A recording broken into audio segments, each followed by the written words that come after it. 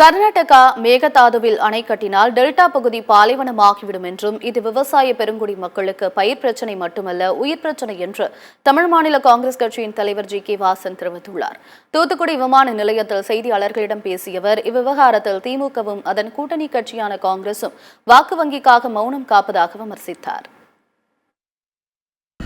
இது பயிர் பிரச்சினை மட்டுமல்ல உயிர் பிரச்சினை. திமுக ஆட்சியாளர்கள் எந்த விதமான ஒரு ஆக்ரோஷமான பதிலையும் நம்முடைய விவசாய பெருங்குடி மக்களுக்காக எதிரொலிக்கவில்லை என்றால் நிச்சயமாக கூட்டணி அரசியல் வாக்கு வங்கிக்காக கர்நாடகத்திலே காங்கிரஸுக்காக வேடிக்கை பார்த்து கொண்டிருப்பது மிகவும் வருத்தமான செய்தி. விவசாயிகள் பக்கம் ஆளுகின்ற ஆட்சியாளர்கள் இல்லை என்பதற்கு இது எடுத்துக்காட்டாக அமைந்திருக்கிறது.